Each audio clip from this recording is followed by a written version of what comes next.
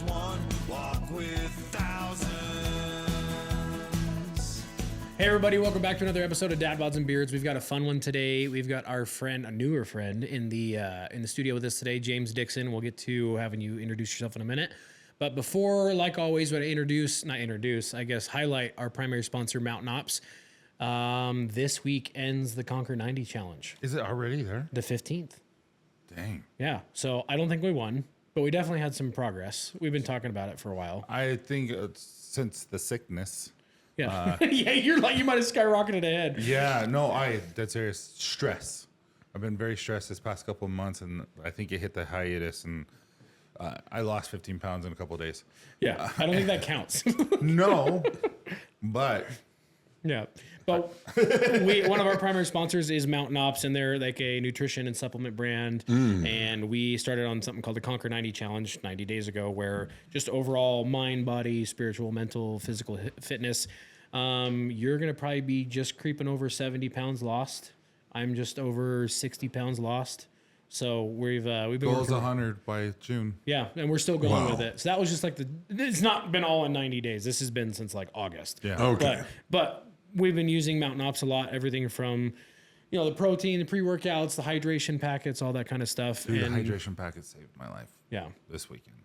So, Wow. Yeah. As always, guys, check out Mountain Ops. Use code DADBODS at checkout. You'll get 20% off your order, and every purchase goes towards feeding families in need. So, without further ado, dude, thank you for coming all the way out here. I'm just glad to be here. Yeah. I hate that I missed this 90-day challenge, though. So we got to get the next one. Well, the cool thing is, Does it every year, he doesn't does it every year, and like the winner, there's a male winner and a female winner, and it's like $10,000 cash. Wow. Plus, they'll take you on an actual hunt. So it's more of like an outdoors. Just brand. So wait. I need to know, does weight loss count in this thing? It does. Oh yeah. Okay, so But it's not just weight loss. It's about your... the whole balance of life, right? It comes with a journal, and you're like journaling, Okay. and it's all about like it's called the Conquer 90 Challenge. So your different goals, Physical, different mental, achievements, emotional, and Right. spiritual. Because I want to weigh in with my prosthetic on. I'll take it. I just take your leg off. that's right. I want to win like, oh my goodness, overnight, 20 pounds. See, I wonder if like we were wondering like how are we gonna do a weigh-in, because he does it nationwide, if not even Right. farther than that. Okay. And I'm like, it can't be like a physical weigh-in. Like I wonder if it has to be one of those things of like you have to take a picture of the scale, and you're like your picture of the scale has your foot, and your toes. prosthetic, and then your final weigh-in is like he's missing a leg. Yeah, it counts. But no, that's really funny. But yeah, for anybody who doesn't know you, which you're pretty big on YouTube, right? And we're looking at your social media, following everything. So can you give us a quick rundown of? We'll get into some of the deeper stuff. Yeah, but no. Who are you? Man, I am simply someone who was born with a disability and found that I can still have go in life, right? I can still do great things in spite of the disability. So if you put go before disability, is God is able. And I found in my life, the only reason why I'm able to do all that I've done, faith with a challenge and with being provoked by others to be better, I turned into something better. And so I started sharing my voice and telling people my story. And then I found out that my story was the same as other men. And then as that echo went louder, I turned up the volume on it and I started speaking publicly. And then YouTube came out and it amplified it. And now that thing reverberates around the world, and I'm just honored. But it hasn't always been easy. No, it hasn't been easy at all. No. The reason why I say that is because you shared that 45-minute like video that you know of your life, and kind of like, this is my life in 45 minutes, which extremely powerful. My wife and I listened to it and watched it, and it wasn't always easy. It was actually extremely hard. It was hard to listen to at some points in your life, because I'm like, that's not fair. Yeah. That's hard. So kind of growing up with this disability, and your parents and all that, and your grandma and stuff, how was that? Explain it to everyone, and kind of I will. Because your attitude now is infectious. Man, I appreciate that. And you want everyone, like, you can feel that you want everyone to be better, but you had to get there. And so my goal is in this podcast is from where you were to how you got here, and how can we help other people? The journey from that, right? Yeah. So the ideal of being rejected, especially from your father, was a hard thing to overcome, because you want your dad to say, I'm proud of you, or I love you, or look up. You want to look up to him. But my father was like, there's just no way you could be mine. How could I give birth to a cripple? How could I give birth to someone who's disabled? And the old idea of 3 times he blood tested me, he just said, I just can't accept the fact that my son would be a cripple. That sense of rejection from him reverberated and showed up a lot in life. And so I kept, if I worked hard enough, if I became an athlete, if I won something, if I became something, maybe at some point he'd have that Perry Mason moment like, oh, I get it. There's enough evidence that you are mine and I accept you, I love you, and I embrace you.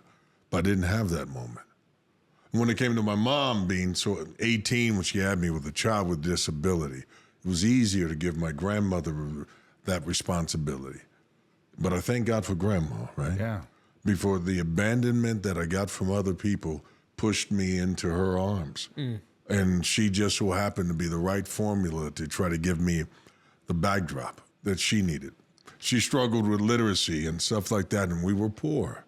But even with literacy issues and being poor, there was a wealth of other things I got. So what she lacked, she made sure that I got. I need you to be the reader for me. And so learning to be able to tell stories and listening to other senior people tell their life stuff, that gave me storytelling. Reading for her taught me to be literate for more than myself. And the more that I read for her and became her representative, then it was like practice. I look back over my life.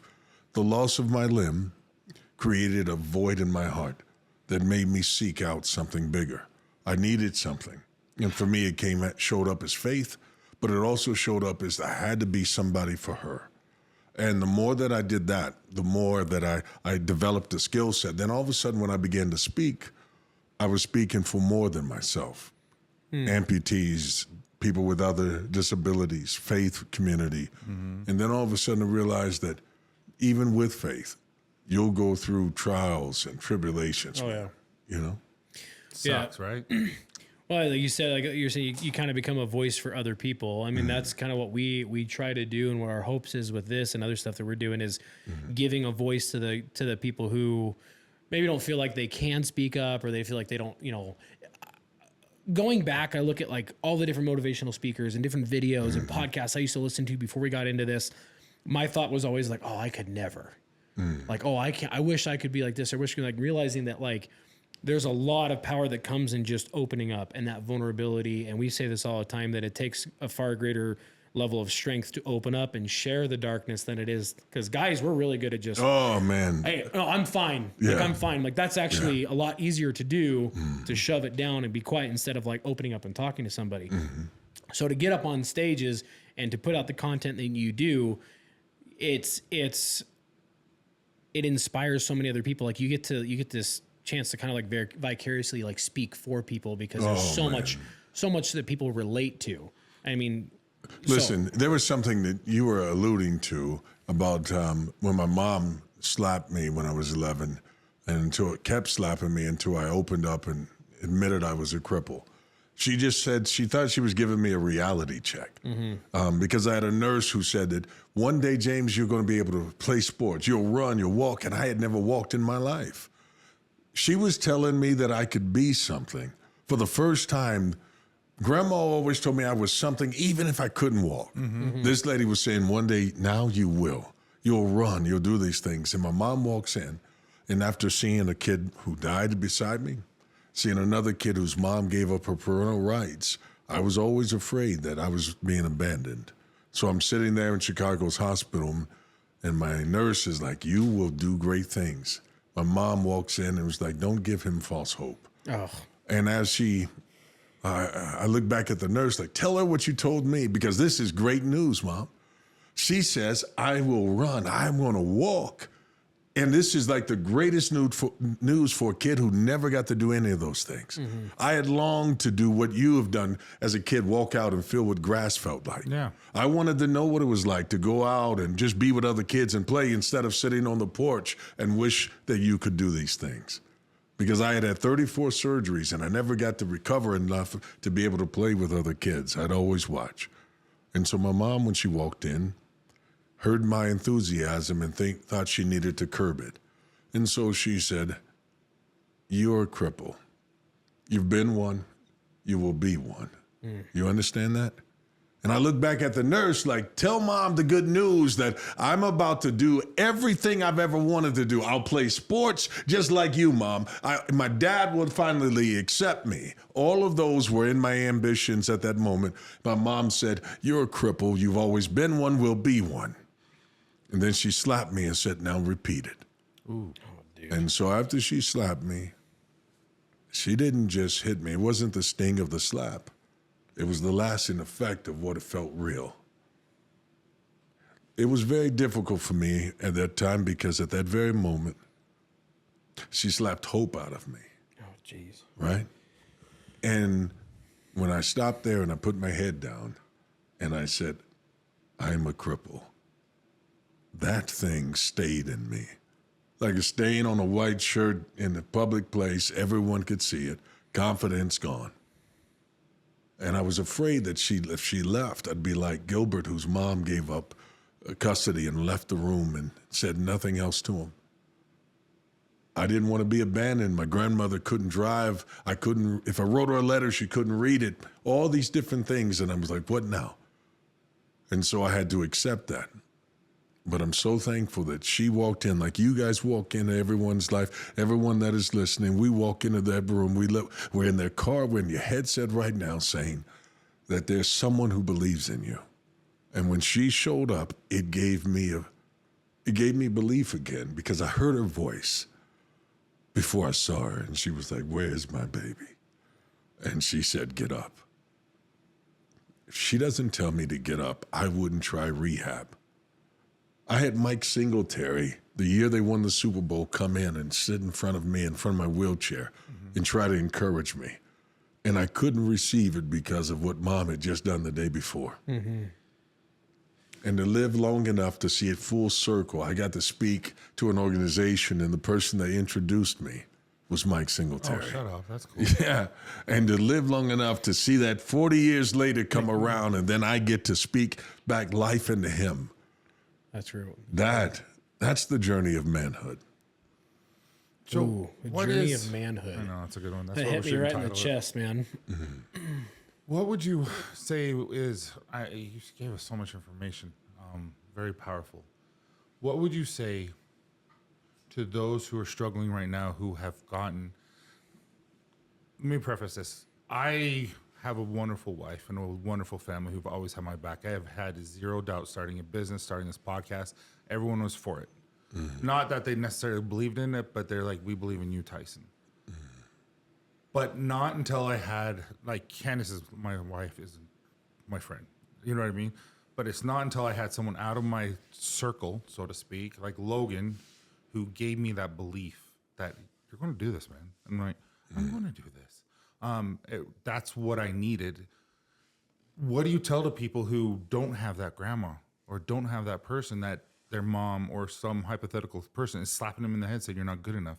What do you tell those people? Because there's so many of them. Like, serious. There's, for every man, there's no way you enter into manhood without other men. In the same way that you are not a neighbor if you have no one in your neighborhood. Mm-hmm. You're a loner. And you find yourself alone, you've got to separate yourself from that loneliness and realize isolation can sometimes be the place where you work on you and you get to have a voice. Here's where the voice comes from. God, why am I here? In the moment that you begin to say, God, why did you let this happen to me? I keep hearing other people get healed. I hear other people win. I've seen other people with family. Why not me? And when you ask that why, he gives an answer. And the answer is, I'm making you into something. You see, when I look back over my life, instead of me regretting the loss of my limb, and I used to be really angry with God when he took away my grandmother, because I only had one prayer that I kept praying from the time I was 8. The first time she had a heart attack, I was like, God, if you got to take years off my life to give them to her, please do, but don't take her from me. And when she died, I felt like he let me down.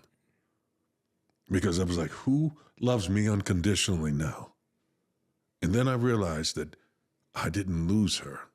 She planted a seed in me, one that needed me to have tears so that I could water it and that I would grow. And then eventually, man, I would set roots and other men could sit under that same shade and realize I'm not alone. I'm having a conversation at the wrong level. When you're on your back and you're looking up and asking God why, you got to wait for the response. It's like, man, I need you. Someone needs you. Whether a person was a veteran and now I come home and I only get one day out of the year where people say thank you for service, and they say it in a passing way, no different than they say good morning. What do you do with that? When the gladiator comes out of the arena and there's no one that acts like they still need you or know what you've done, you've got to surround yourself with other people that can remind you who you are. Motivational speakers have a tendency to tell people things that aren't true. For example, lion is the king of what? What is this saying in motivation? Lion is the king of the jungle. No, the Right. lion of the king. Yeah. Yeah, they say that, but no lion has ever lived in a jungle. We just make up stuff, right? And we just give you, but we need people, men need real stuff that happens.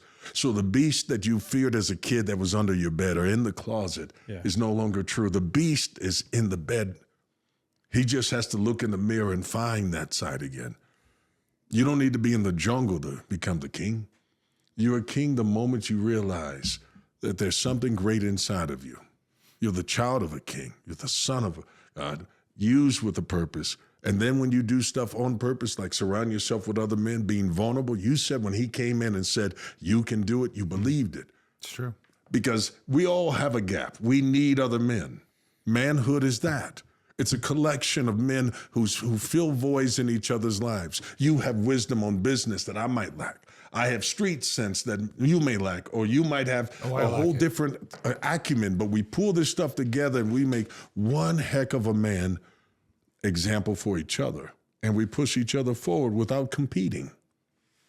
Well, it's funny you're saying all that because one of the guys we've had on the show earlier in the year, his name's Theo Fleury. He was a NHL player back in the day, Stanley Cup, Olympic gold winner. And he suffered at the hand of some pretty intense abuse as a adolescent. And he has since gone on to do a lot of work for, sexual assault victims and things like that.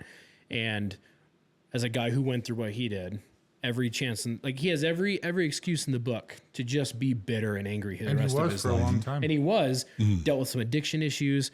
But one of the most impactful things that he said in the hour-long conversation we had with him was at the very end was, he said, when the men of this planet heal, he's like, that's when everything starts to change. It changes the whole It's world, the whole man. typical hurt people. And unfortunately, hurt men hurt more people than anybody else. So it's like we have this ability as men to create and uplift and edify and motivate and teach and build. But like you said, is we're dealing with all these demons and these monsters and these, these unrealistic expectations of the lion is the king of the jungle, but the lion doesn't even live in the jungle, when in reality that where you got to start is cliche is starting with the man in the mirror. Right. Yeah. And that's been a lot of my own personal journey, Tyson's personal journey. And I'm sure you've got a million stories talking about it. One question I want to ask, this was just posed to me today. I was on the way here and we're really big about trying to respond to different Instagram messages and things like that, especially of guys that give us the time of day to listen to. And one of our newest friends, Sergey from Ireland, he messaged me. I told him, I said, I was going to ask this question on the podcast today. He messaged me and he said, what would you call this chapter of your life right now? And I my ADHD was like, oh, I want to give him a response, but I had to sit back and think like, well, I want to give that the time of day to think about it. And so that's one question that maybe I'm opposed to you, if you already have an answer, or just anybody listening, I do. Yeah. Is there's a million chapters in our life. And this one, I was like, oh, it's kind of like the comeback, things, all of the work is starting to pan out. All of the things are really starting to come forward and pay off. So when you think of all the different things that you've gone through, all the different times where you could have just sat down on the curb and just not become the man that you are, what would you call this chapter of your life now? Man, I would call this the rung, right? Because this has been a ladder season for me. It is the grabbing in the next rung and going up. And every time I've set a goal, it was inadequate. I feel like I played it safe all along the way. when I thought about how big things could be with the channel, when I thought about the impact that it could make, and I realized, man, that ain't enough. And so I keep climbing. Next thing I know, I'm sitting in the Oval Office having a conversation there.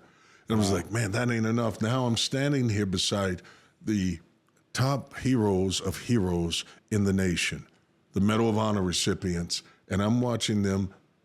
I'm standing with them as they lay the wreath on the unknown soldier's tomb. And I was like, still, that isn't enough. It was like, what more should I get? Well, then I thought about it. As I'm climbing the ladder, it's not about the achievements I've got.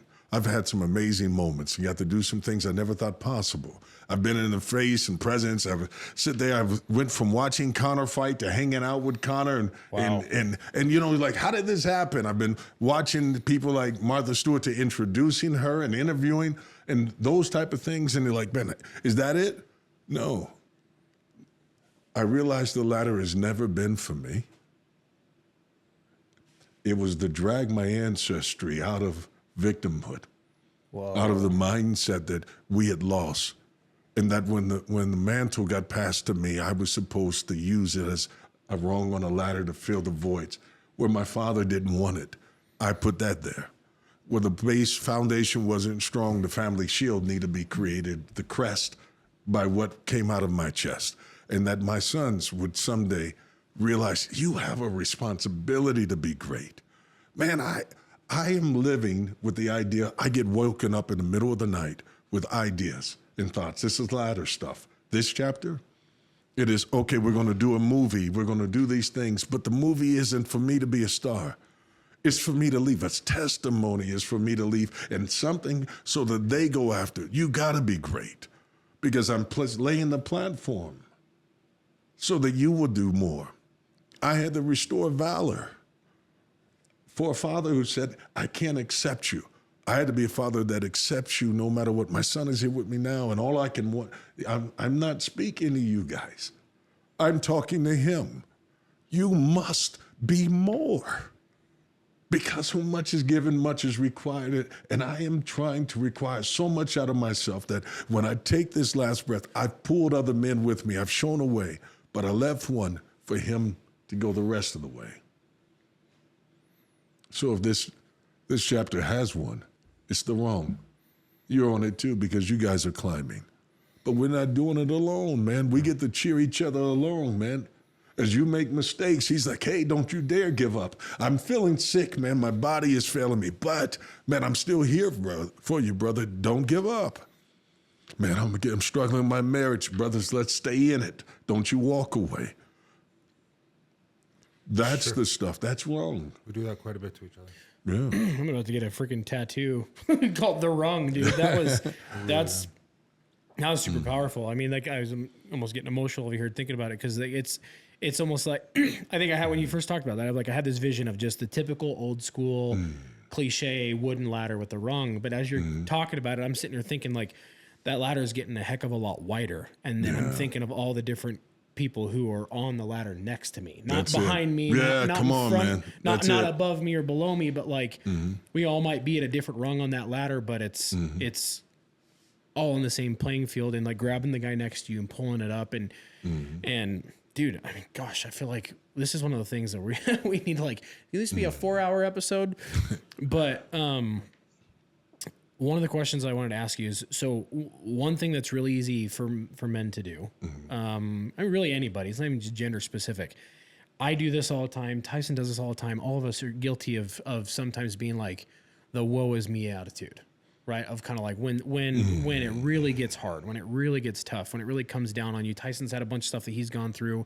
I have, we get messages every now and then of like guys that are saying, I'm going through this and I can't, all of these reasons why this isn't okay or why I've gone through this. What do you say to the guy that feels like he can't stand in his power? He can't. Yeah. Like, that's like the word that is in their brain all the time. I'm just going to be transparent and real with you. I get that all the time. Let me tell you about a time where I failed and where I learned to do better in that situation. I get a phone call and there's a guy named Pat. Pat and his wife got into an argument. He found out that she was cheating and he had adopted her 4 kids and she was going to leave him, have him pay child support, and go back to the guys he came from. And he was like, I'm about to lose my mind. I've invested everything. I really love these kids, and I'm going to lose. Pat decided he was going to take a ton of pills and then shoot himself. Goes outside, shoots himself in the head. But it's so cold outside that he stays alive. Frostbite kicks in and starts killing him off his legs, his hands. And so they find him out there, but they can't do... they take him in and they can't do anything they have to do what's called a guillotine amputation. That's why you're awake with no pain pills, no anesthesia. They simply start limb gone, off, yeah. right? And you just got to grin and bear it because he's taken too much and there's nothing they can do, but they have to do the amputations. So they did that to him and it's painful. He's going to relive these moments. Oh. And anyway, he survives. I get a phone call. Pat's in the hospital. They want you to go talk to him. I get there and he's like, I can't even get death right. Everything's gone wrong. And now I've done so much damage to myself. My hands don't work right and I've lost both legs. And I'm investing in this guy. And this is where the typical, you can do it. Mm-hmm. The bright side is this. Look up and find yourself 5 friends that are going, none of that. I'm going to give you 4 ways to overcome. None of that stuff works. Yeah. This is where it has to be deeper than words, right? And so the actions became, I went and sat beside him and was like, you got to get up. And he's like, but, I lost both legs. You still have knees. That's the blessing of it. Because as long as you're below the knees, they can be prosthetics and you can be 6 foot. You were only 5'8", right? And so, I love that. Right? You start pushing them and like, I can't allow you to feel sorry. Turn the lights on in here. We can't sit in darkness. It's atmosphere. I refuse to, but I'll never be able to do this. No, your life was boring until now. Now you have a story to tell, but I need you to win. I got to get you to overcome things. And the more that I poured into him, the more I got him up and I got him going. And then he was like, man, I'm going to start speaking to kids. I got him up, walking. He started driving again, and he wanted to talk to kids about suicide and not doing it. And it just so happened that I stopped working with him because I thought he was good. You see, just because you get someone to stand up doesn't mean they're up. Until you see them moving forward, your job, you can't transition out of their lives yet. You still have work to do. I turned and was like, he's good now. He's up. He's doing things. Called me to dinner, lunch. We go out. So we sit down and Steak and Shake to have lunch together. Yeah. Because he was like, man, I got to see you. He brings out an old school car that I didn't even know he had, pulls it out and shows me. He's dressed all nice. And he said, I'm going to go see my dad today. I said, man, that's good. He said, I haven't talked to him in 30 years. I was like, that's amazing, man. That's great growth. I'm celebrating these things, but I'm not catching on. He's closing the loop. You see? Mm-hmm. You see, because now he feels like, man, I tried everything. I got up, I'm walking again. She still doesn't love me. I got up and I'm walking again and life doesn't seem any better yet. And then I had dropped the ball because I was like, he's up. Now I need to go on and work elsewhere. And so by closing the loop, he's going around doing his goodbye visits. This is a good indication when people start giving away everything, they're trying to say goodbye. Kind of like that Will Smith movie. Yeah, it's real. It's the process men go through. And so they go and they want you to know it's not your fault, but they don't say that. It's just they put on a face, a mask. And so he's talking to me, And then he leaves there, and I was like, well, all right, I'm gonna connect him up. I think he's really in a good place because I didn't know. Mm-hmm. And then that night, he calls me up on FaceTime. And as he's talking to me, he's sitting in the car. And he's like, man, I want to thank you for being in my life. Thank you for being in the light. And I was like, oh, no problem, man, honored. And I'm just half listening to it, and all of a sudden, and then I noticed that he is going to sleep. And I was like, well, go ahead, and I'll talk to you later. But see, he was in that same car in the garage, and he was saying goodbye. And I watched it. And it was then that I realized it's not enough for us to just pat you on the back. I can't bring you in a conference and just say, you can man up. No, I've got to help that man up. What you're doing here isn't just about dad bod. So it's beyond the six pack. It's beyond talking about being a beast. It's about helping other people find their best them by making sure they know that we are not perfect. Making sure they know that we all are in this human experience together. We all going to struggle. But man, if we keep encouraging each other, man, we can get up again. And then when we don't have something, we get you directed somewhere. It's not a weakness for me to say, brother, I'm going to go to get therapy. There used to be a thing. If you say you had to go to a therapist, man, what kind of stuff? Yeah. But today, man, the fact that you're willing to heal the wounds of the past is more of a man than the guy who tried to drown himself with something, you know?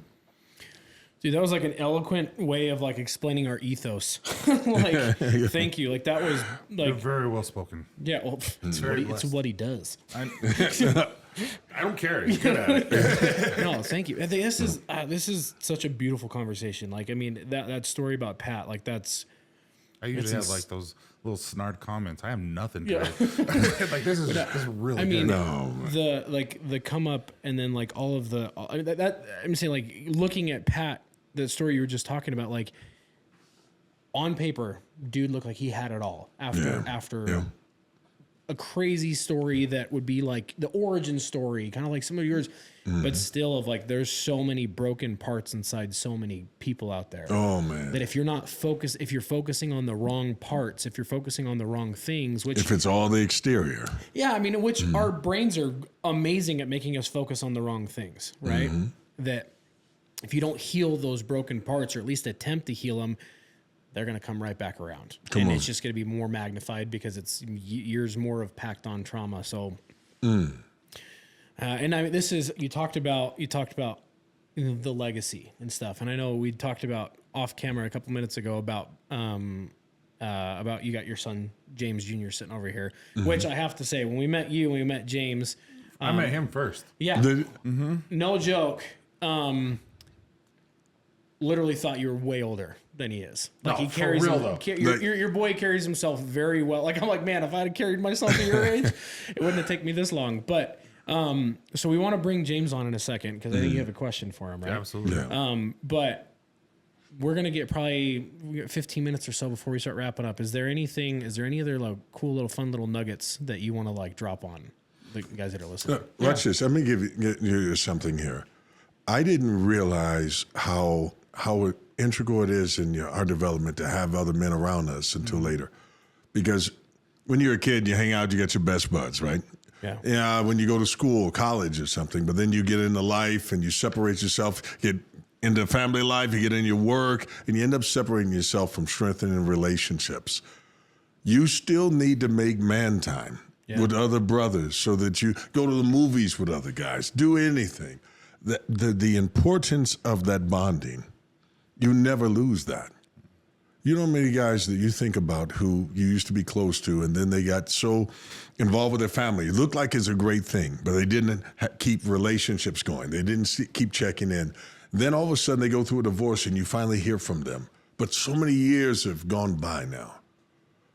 What if we went ahead and we intentionally built these relationships? I can't wait for there to be a Dad, Bods, and Beards event that they go to and men build relationships of accountability. You know what I'm talking about? It's in the works, man. I'm talking about, man, when we start holding each other accountable and that you know to check in on your brother just by seeing the beard, right? Oh, yeah. It is just like that guy and I, no matter whether our race is, the background is, because in the communities, when a black community, there are a lot of fathers in homes, more than any other race.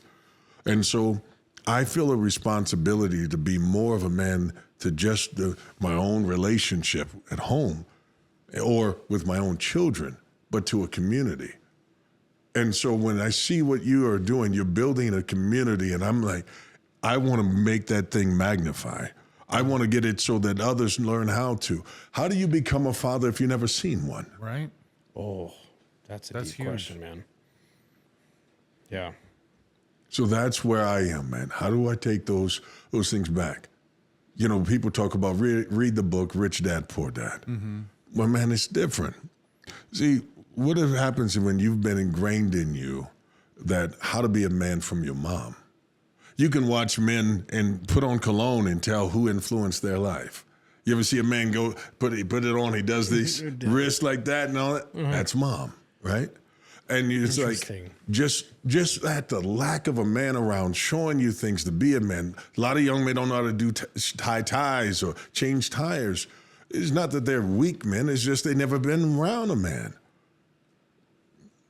But the ultimate sign of masculinity is facial hair. That's like the indication you're grown. You remember when you first got a little bit of mustache? Oh, I'm so excited. Man, you're like, then I look like Shabby from Scooby-Doo, but I was that. Yeah. Well, you weren't going to cut it. You know, those 4 or 5 hairs you point out, look, I got some. Yeah. It's there's some kind of mark of manhood moving into that, right? Yeah. I was the only kindergartner with a mustache. Oh my goodness. That would have scared somebody there. You know, like, no, I was shaving started to shave in middle school. Dude, but look how beautiful your beard is. Yeah, well, It's when I'm lacking in height, they make for in beard. There you go. And web feet. Yeah. Yeah, no, I mean, this is stereotypical kind of like, like the little picturesque of like kids standing on a stool next to dad with a full. I mean, they used to sell the little kids fake shaving thing. Yeah, we did. You used to get them in your stocking. That's right. Sometimes I remember getting in my stocking in Christmas, and it was just a little fake razor and shaving cream and stuff like that. And my dad's always had the Dr. Phil look, the mustache, and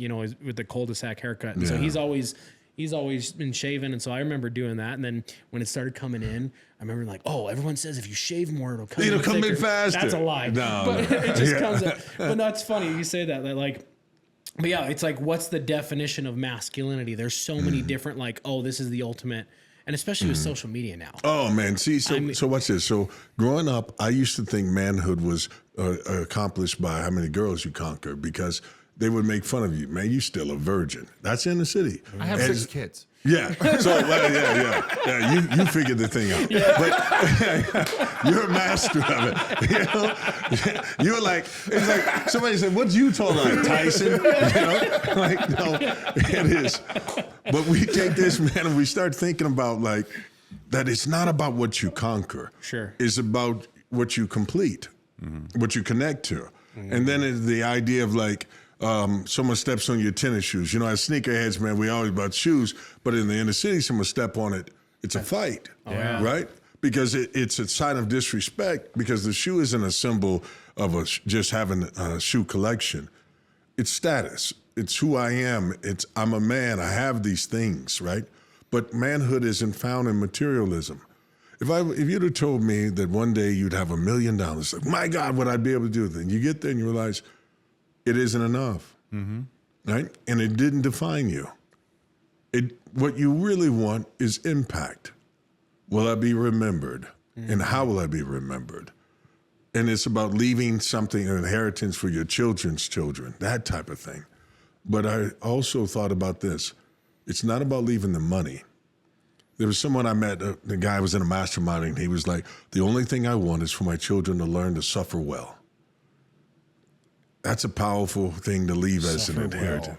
Because we all will. Because you can take away the suffering. It comes. But be able to handle that because of the way they saw you do it. It's not the silence, Dad just never cried. No, you can see me cry. That's not manhood. But to show them that the character things, that's the inheritance, not the money. They'll spend the money up in a minute. All that money you're saving, Tyson, the moment Dad died, man, I'm balling out. Dad would have wanted me to. I just had to Venmo my son for rent because he didn't have him. That's funny. But no, dude, I love this conversation. This is. No, I have something after you. I was just gonna say, like, there is. I mean, being in any kind of like masculinity or like. Especially now on social media, sometimes we'll get comments about like, "Oh, men have enough," or like, but we've said before of like, men do have enough spaces, but there's not a lot of healthy spaces. Yeah. I mean, here in Utah, no, we have sports. We don't have spaces. Well, that's different. And sometimes we're the biggest perpetuators of our own problems. I mean, like, we were just talking about it today. Like, there's entire events and programs that are just about like masculinity and like men, like versus like where we met you. Which ended up being this room full of some big guys, like big names and big, big influence. I mean, I'm pretty sure almost everybody in there shed a tear at least They did, once. man. I mean, we were all got Yeah, choked you up got real. because that to me is the real influence of masculinity, not the stage of barking at like how am I gonna 10x your life or like things like that. Or guys acting like, I tapped this guy out in 10 seconds. I had nothing to do with it, man. I remember the Indiana Jones movies. You ever? Oh, of course. And there's one of the most famous scenes, man. They choreographed this fight scene.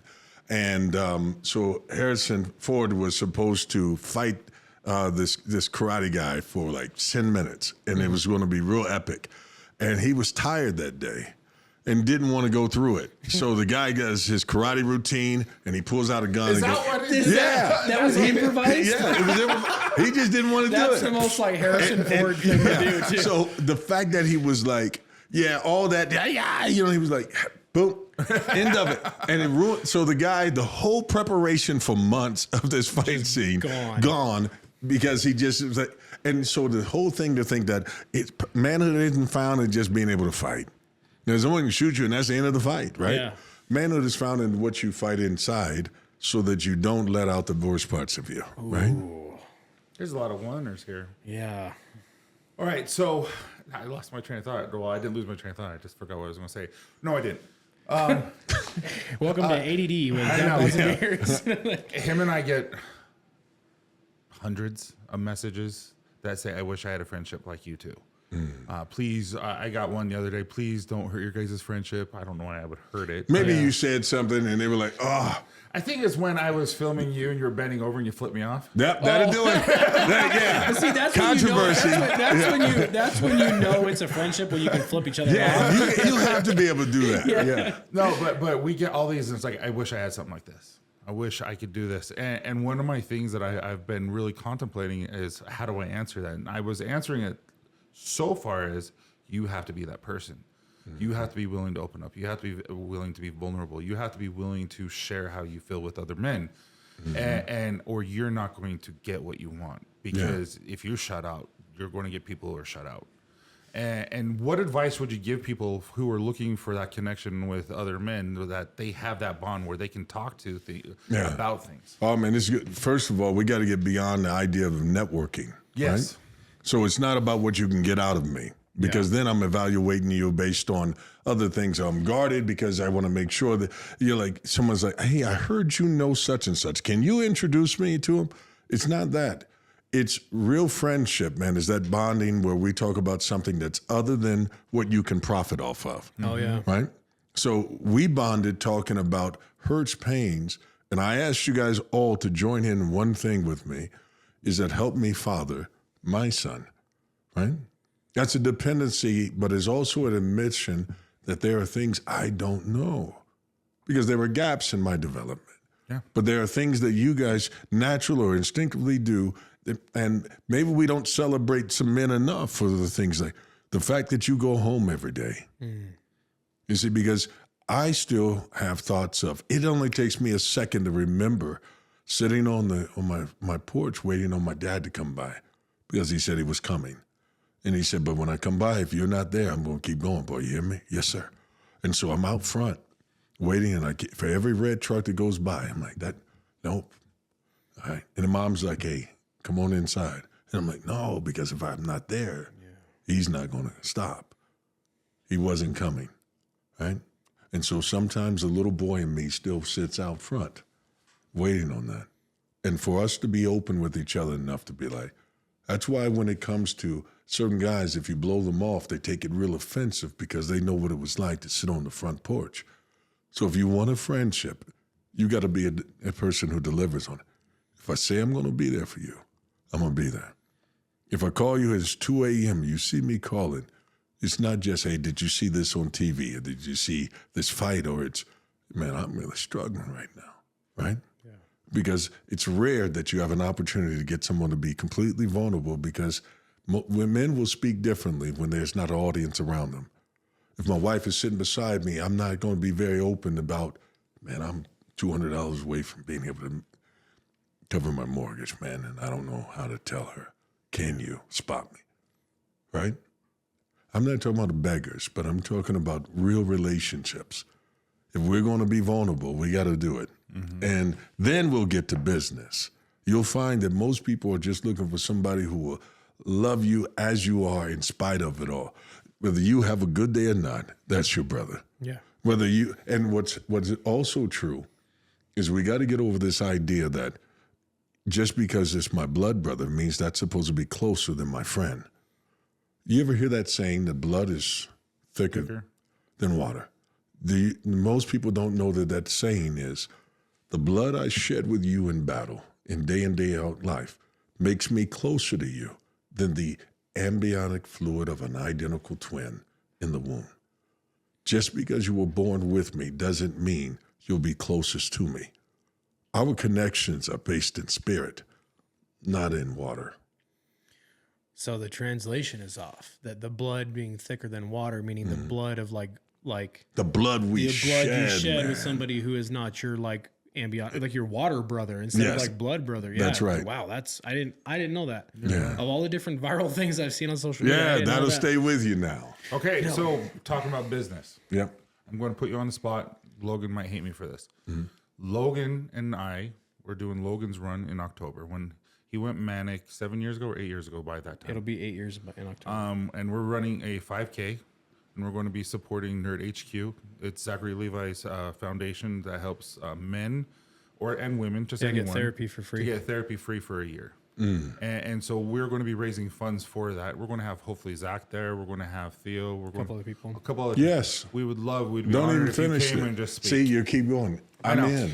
Yeah. It's just because you have so much to No, give. it wasn't. See, you went on and you gave a because. I know. I was already sold because of the purpose. So you want to, Lee Brower, man, is a good friend of mine. He looks like, I don't know, Freddy Krueger with good skin. You know, and so if you would think of him, I just want to make sure that gets out there. That's funny. But he was with the Utah Jazz and all that stuff. But what I love about him, he has this thing. He said, there are things that are essential and things that are important. Everything in life is important, but not everything's essential, right? And for me, what you're talking about is essential. I was born for this. You understand? I'm not a motivational speaker. I'm an inspirational speaker. That's how I feel. To inspire means to breathe life into something. That was done for me in the hospital. It was done, and that's what I do. So if you're looking for a guy that's in rah-rah, like, hey, man, don't test me, watch what happened to you. Or it's your boy. I'm not that. Yeah.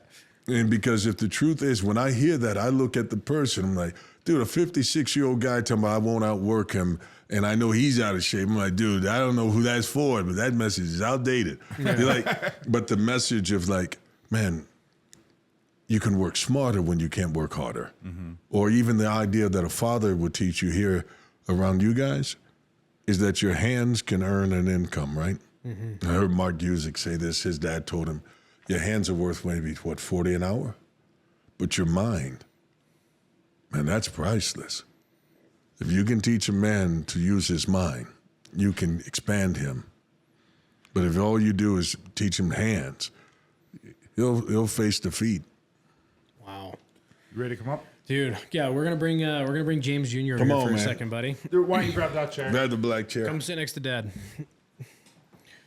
This is probably gonna hit me right in the heart because I got a 6-year-old boy and you've got what, 12 kids? How many? 6. Yeah. A little bit of a plot twist. This is a new one. This is fun though. So we've got James Jr. here, right? Yes. So you are, literally James Dixon Jr., right? I am James That's Dixon cool. the second. That's cool. In the flesh. So the second is way more sexy. Than It does. It sounds all It is. polished. Yeah, It's I'm way like, cooler. now you got to keep like. But the you don't have your third dad's and, like, voice. You got to get a little deeper. You're right. You gotta talk like this. So give us a little. So this is super fun. Like when we met your dad, you were in tow with that, and then you're here as well. So do you get to come around with your dad quite a bit when he does stuff? Yes. All the time I have an opportunity to meet everybody he does and network right. on my own. So, and I'm sure you got a question because you're the one that wanted to do this, but this to me is still baffling, and I hope this isn't taken as an insult. But when we met you at the Man of War, the event we went to, no idea that. Like, so how old are you? I'm 18 years old. Yeah, dude. I was like, oh yeah, young entrepreneur, were you like? mid to late 20s. Oh yeah. Oh yeah. Yeah. So like, Definitely not. I mean, this is a testament to like the legacy that you're talking about. Right. And I mean, like this to me is like, you know, as fathers of other, you know, we've got young boys of ourselves. Like this is cool to like see the story you're talking about sitting on the porch waiting for the red truck versus you're dragging him around everywhere and you get just this amazing example that you get to continue on that rung. So you wanted to talk to James. What was it you wanted to bring up? Yeah, just the whole time we were the whole thing. You said, I'm not talking to you. I'm talking to my son, and I'm just like, wow, this is powerful.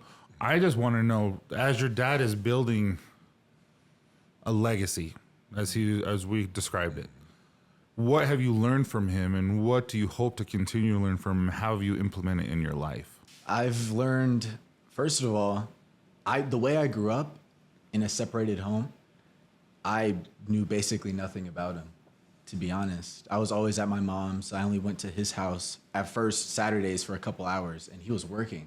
So we really only had 30 minutes during his lunch break. And even then, I don't even remember it that much because I was just so young. And eventually moved to every other weekend, and I started spending more time with him. But even then, my mom would start to try to separate us and get rid of my relationship with my dad. So now that I'm here with him, it's more, I'm learning about how important relationships are.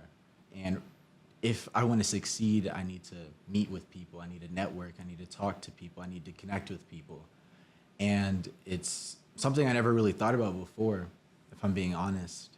And the red truck story, never heard that. I'm learning new things about him all the time because of just being around him more and actually living with him. Wow, dude. That's yeah. I was like, I got nothing to say after that. Like it's No, and me either. Like that was really good. So my son is 20, and I was kind of telling you guys before, and I got sidetracked, but when we weren't recording. But my son, he wanted to do a lot of theater and all this kind of stuff, and he gave me the tears a couple of days ago, where we were recording for my other business, Copper John's. And I had my whole family come in and record. Kind of, this is an intro to who Copper John's is. And I want you to meet my family. Mm-hmm. And so Kelsey, she does the recording for us. And I'm like, Kelsey, will you ask them these questions and all this? And he's like, and asked, hey, Isaac, so what do you want to do now that you're done? You're in college now and all this kind of stuff. He's like, I did want to do this. And he's like, now listening to Dad, Bods, and Beards and understanding mental health, I really want to help people. And I really want to become a therapist now. And it hit me. dude, that's so freaking cool. It is. Because it really is.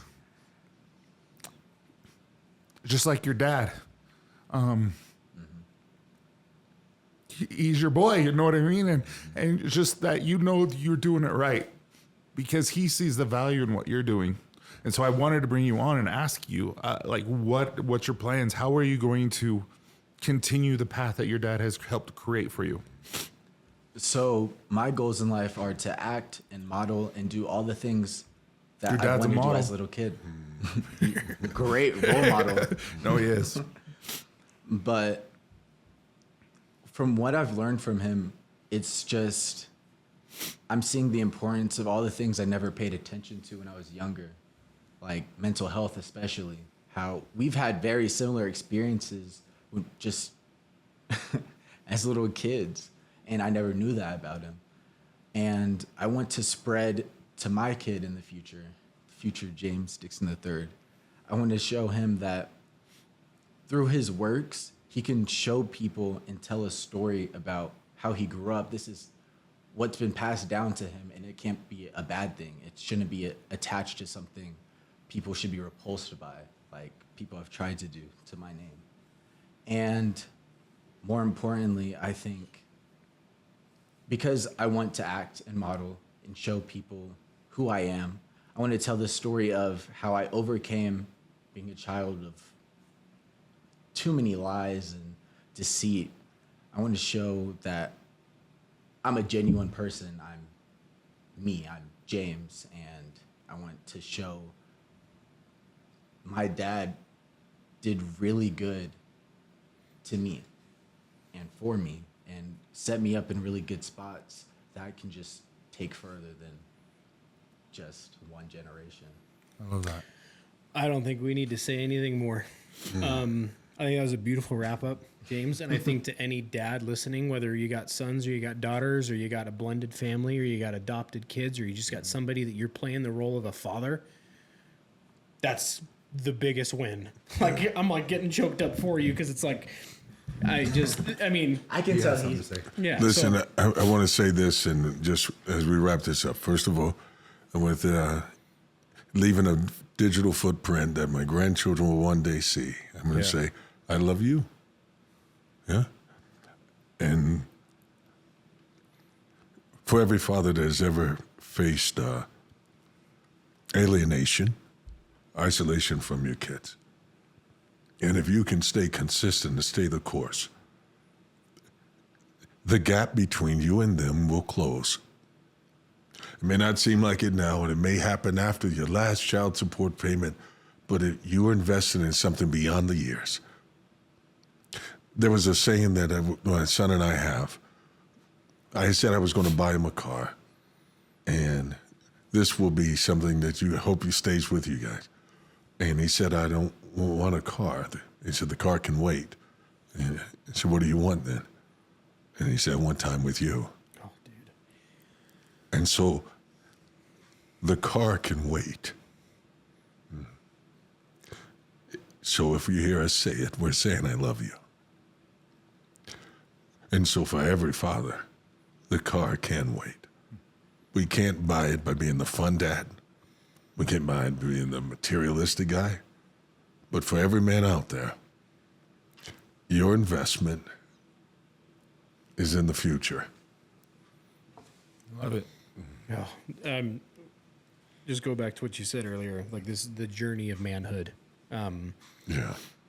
I have to applaud you both. And as a young dad myself, I'm like, this is like, I'm super happy for you and super Thank proud you, of brother. you. Like, I mean, like I said, like you got such a good head on your shoulders, and you've done such an amazing job with James here. And to anybody listening, like I said, if you play the role of dad in anybody's life, don't take that lightly. Don't be the red truck, you know, be the guy that shows up, stays consistent. I don't have anything more to say other than thank you guys both for being here. This is as always, it's like not the way I thought it was going to go, but it's always pleasantly surprised the way that it did. I love that we brought you on.